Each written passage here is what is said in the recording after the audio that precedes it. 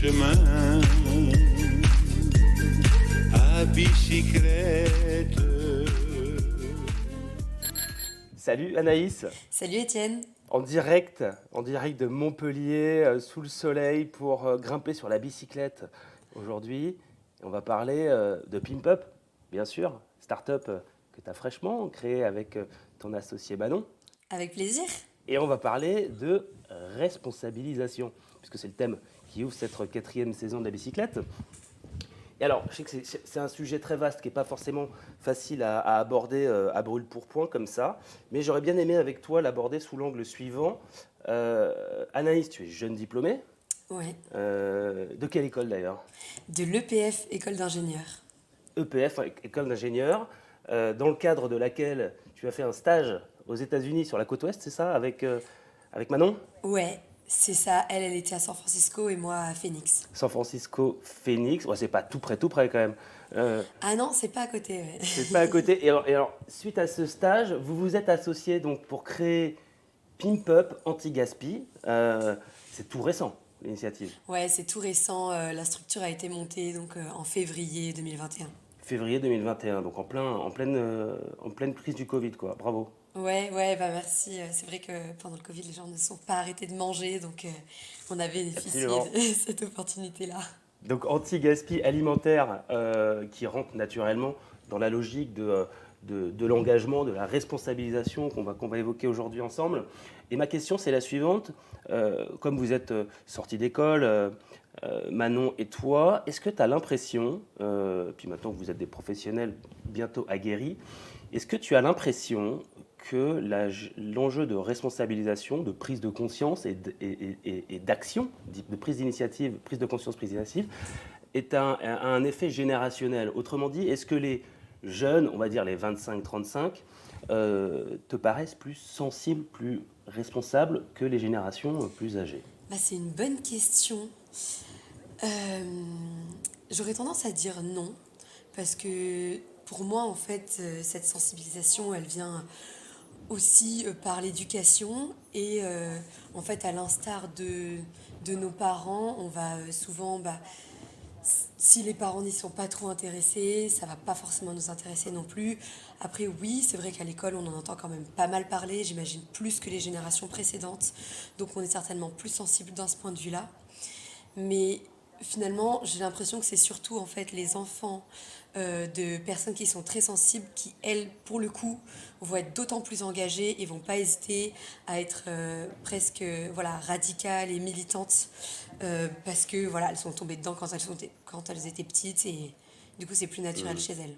Donc le cadre social dans lequel on évolue en tant que jeune détermine d'une certaine manière la sensibilité, la responsabilisation que l'on va être en mesure de développer, c'est ça? Oui, je pense qu'il y a de ça. Après, ça fait pas tout, évidemment. Il y a toujours à l'école certaines personnes qui peuvent avoir des prises de conscience suite à certains exposés ou des cours avec des profs particulièrement sensibles. C'est sûr que ça existe, mais c'est vrai qu'il y a aussi toute une partie un peu floue autour de l'écologie, sur cette idée de vouloir tout faire bien, d'être tout parfait, et ça peut faire peur chez certains, ouais. C'est des sujets qui viennent souvent sur la table, dans le cadre de tes études, en l'occurrence, les sujets de responsabilité sociale, environnementale, citoyenne. C'est des sujets qui viennent souvent sur la table. Oui, à l'école, pas mal. Le PF est surtout réputé pour son engagement dans l'égalité femmes-hommes. Donc c'est vraiment un sujet qu'on a pu aborder durant les 5 années à l'école. Sur l'écologie, moins, même si depuis 2 ans, il y a certaines associations éco-responsables qui se mettent en place. Donc moi, j'en suis ravie. Après, c'est vrai que moi, dans mon cercle d'amis, donc comme je suis quand même assez engagée, c'est un sujet qui revient vraiment particulièrement souvent. Et d'ailleurs, c'est super intéressant d'avoir les avis des uns et des autres parce que c'est tellement vaste et il y a tellement à faire que c'est toujours intéressant, voilà, de pouvoir donner son avis et imaginer quelle pourra être la société de demain qui a besoin de changer. Ok, bon, je te propose qu'on sorte de l'école, puisque de toute manière, vous avez été diplômé, ça c'est fait, vous êtes lancé dans le grand bain avec Pimp Up, et justement, tu parlais d'avis, de solliciter un peu son entourage. Je crois que Pimp Up a aussi commencé comme ça, avec du test and learn, comme disent nos amis anglo-saxons, de l'échange avec votre entourage pour confronter votre idée dont tu vas nous parler tout de suite, s'il te plaît, à la réalité. Ouais, bah carrément, avec plaisir. Donc Pimp Up, en fait, c'est de la lutte contre le gaspillage alimentaire, mais au stade de la production. C'est-à-dire qu'on entend beaucoup parler de l'anti-gaspi à la fin de la chaîne, à la distribution. Donc Ouais. la phrase finis ton assiette, il ne faut pas gâcher, ou alors même les applications super comme Too Good To Go et Phoenix qui permettent voilà, d'aller récupérer un peu les invendus des commerçants. En fait, nous, Ouais. avec Pimp Up, on s'attaque à la source du problème, chez le producteur. On a démarré avec les fruits et légumes, parce qu'il faut bien commencer quelque part. Et donc, on travaille avec les producteurs d'Occitanie pour acheter leur production, donc qui va être en surplus ou déclassée, parce que produit trop gros, trop petit, pas de la bonne couleur, courbé. Voilà, vous les connaissez un peu, on les qualifie quelquefois de légumes moches. Oui, qui est un très mauvais qualificatif d'ailleurs. Bah ouais, il en faut pour tous les goûts, on est tous. Qu'est-ce que la beauté? Voilà. Exactement, on est tous le moche de quelqu'un, donc pourquoi les fruits et légumes seraient épargnés? Hmm. Voilà. Et donc on en fait des paniers, donc des fruits et légumes qu'on vend de façon hebdomadaire sur notre site internet, donc pimpupantigaspi.fr. Et ça, c'est un modèle que vous aviez, avant de créer la société, éprouvé à la réalité du terrain. C'est-à-dire que vous avez commencé, me semble-t-il, avant même février 2021, avant la création de Pimp Up, à tester l'idée. Comment ça s'est passé? Oui, effectivement. Donc l'idée est arrivée fin 2019 et pendant toute l'année 2020, donc on a travaillé 2 jours par semaine sur Pimp Up et on a voulu tester, en fait, tester à partir d'octobre. Est-ce qu'il y a un réel problème auprès des producteurs? Parce que finalement, cette production-là, on la voit pas, on la voit très peu et on se demande même si elle existe quelquefois. Ouais. Et s'il y a aussi des consommateurs qui sont prêts à manger ces produits-là. Parce que c'est vrai que pour nous, ça nous paraissait logique. Mais on peut avoir tendance aussi à se dire que esthétiquement, c'est pas très beau, en tout cas pour Ouais. certains. Et donc, on n'a pas forcément envie de l'avoir dans l'assiette, même si finalement, dans l'assiette, ça a la même tête que les autres. Ouais, ça a le même goût. Et quel a été l'accueil des producteurs? C'est super intéressant parce que vous arrivez, vous, comme ça, pimpante, pimpé par votre idée. Ouais. Comment est-ce qu'ils vous a accueilli? Comment vous ont-ils accueilli, les producteurs? Ouais, bah, c'est une bonne question. En fait, il y a déjà, heureusement, des solutions pour valoriser cette production déclassée et en surplus, notamment chez la transformation, donc pour les jus, les compotes, les soupes, tout ça. Ouais. Et on a aussi tous déjà vu au marché la cagette d'abricots à moins 50% pour faire de la confiture. Donc ça, c'est top. Et souvent, c'est les producteurs qui utilisent ces solutions. Ils n'ont pas forcément besoin de Pimp Up, donc tant mieux. Enfin, nous, on est ravis en fait. Ça veut dire qu'il n'y a pas de gaspille, donc tant mieux. Oui. Et par contre, en fait, les producteurs que nous sommes allés voir, c'est ceux qui se situent juste au milieu. C'est-à-dire trop petits pour pouvoir tout écouler euh, chez le... donc pardon, trop gros pour pouvoir tout écouler Chez chez le les... distributeur? Voilà, au marché, parce que en fait, il y a trop de produits déclassés, donc même si les clients ils sont fidèles, ils connaissent et ils ont envie de faire de la confiture, au bout d'un moment il y en a trop, ou bien peut-être que même ce producteur-là ne va pas au marché. Ou alors, il est trop Ouais. petit pour en fait vendre cette production aux transformateurs qui ont besoin en fait de beaucoup de volume. Et donc, ça l'intéresse pas voilà, d'avoir 2 kilos voilà, de céleri. Donc vraiment, Pimp Up se focalise sur ces producteurs-là. Et eux, c'est super intéressant parce qu'au début, c'était un petit peu compliqué dans le sens où bah, nous, on n'a pas de formation agro, on vient pas de famille très grosse d'agriculteurs. Donc, on n'a pas forcément de légitimité. Mais en fait, ils étaient super contents parce que voilà, il y en a qui me disaient bah, ça fait 30 ans que je fais ce métier et on m'a jamais Hmm. proposé d'acheter cette partie-là de la production. Donc voilà, nous on s'est senti vraiment utile et en plus on a établi du coup une relation avec les producteurs qu'on connaît bien maintenant. Donc c'est sympa. C'est super sympa, c'est une très belle histoire. Et c'est intéressant d'ailleurs de pointer ce sujet de légitimité dont on parle, puisque on pourrait avoir tendance à penser que si on n'est pas du sérail, si on ne correspond pas enfin, on va dire au moule établi, les portes ne s'ouvriront pas. Et voilà, la preuve qu'on peut s'aventurer dans des territoires qui, a priori, ne seraient pas naturellement les siens pour réussir.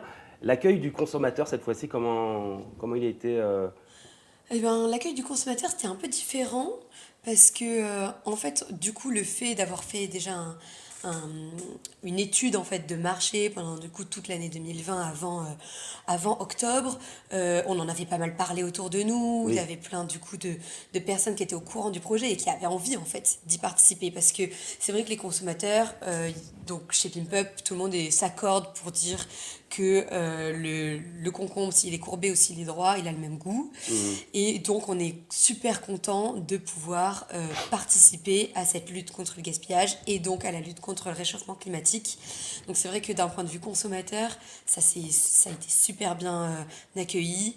Et d'ailleurs, ça continue parce que toutes les semaines, en fait, on reçoit des messages de personnes qui nous disent ah, c'est top ce que vous faites, je suis super contente de pouvoir participer à cette lutte, quand est-ce que vous arrivez dans ma ville, etc. Donc, c'est vraiment des, des good vibes Mhm. pour démarrer un projet. Après, voilà, comme tout projet qui se construit et toute entreprise qui se développe, il y en a toujours qui sont pas d'accord ou qui disent que c'est pas forcément la solution ultime. Bah non, mais c'en est une Mhm. et on est contente de pouvoir la mettre en œuvre. Et ça représente des volumes de pollution indirecte colossaux. Je crois que si le troisième pays pollueur au monde n'était pas celui que je ne citerai pas, ce serait celui lié à la production alimentaire non consommée. Ouais, c'est ça, lié au gaspillage alimentaire dans sa globalité. C'est vrai qu'on a du mal à s'imaginer que ça puisse être en fait la consommation d'un, d'un pays comme la Chine ou les États-Unis en pollution. En fait, c'est le gaspillage alimentaire. D'un point de vue mondial, hein, et évidemment, mais quand même, d'un point de vue mondial, on jette un tiers de ce qu'on produit. Ça paraît assez fou. En France, on produit à peu près de la nourriture pour... dans le monde, pardon, on produit de la nourriture pour 9 milliards de personnes. On est Hum. 7 milliards et il y en a 900 millions qui ont des problèmes de malnutrition. Ouais, Voilà, ça c'est ça fait une réfléchir. aberration. Ouais, Ouais, c'est plus qu'un argument de vente, quoi. C'est une prise de conscience, une responsabilisation. On est vraiment bien dans le sujet. exactement. Euh, L'entrepreneuriat, on peut le faire à tout âge. Vous, avec Manon, vous y êtes pris à sortie d'école. Est-ce que tu penses que tout le monde a les capacités d'entreprendre ou est-ce que c'est réservé voilà, à des gens qui auront fait des études spécifiques ou à des gens qui auront une motivation hors norme ou un accompagnement serré voilà. Est-ce que tout le monde peut entreprendre selon toi? Oui, alors moi je défends cette position que tout le monde peut entreprendre s'il s'en donne les moyens. Entreprendre, c'est pas facile, c'est pas un secret, mais je suis sûre que tout le monde a les capacités d'entreprendre si il en a vraiment envie, que son idée lui plaît, que c'est pour des motivations qui sont profondes en lui-même.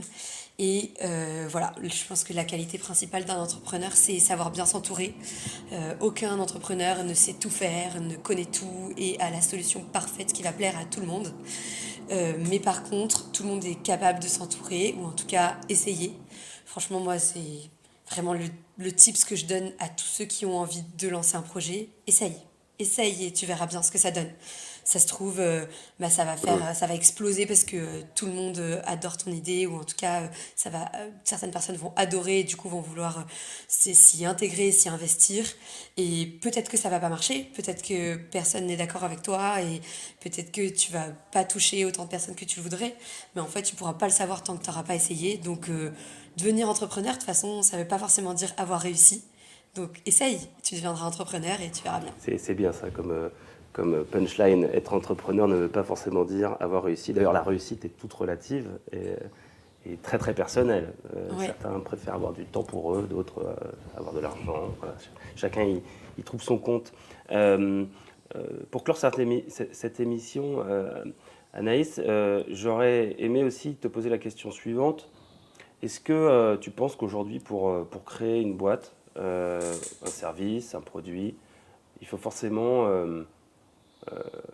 respecter un certain nombre de standards justement responsables. Est-ce qu'aujourd'hui, créer une boîte qui n'ait pas dans son ADN des valeurs de responsabilité, qu'elles soient sociales, environnementales, écologiques, est-ce que c'est nécessaire aujourd'hui? Alors, de mon point de vue, oui, c'est complètement nécessaire et ça devrait être une obligation.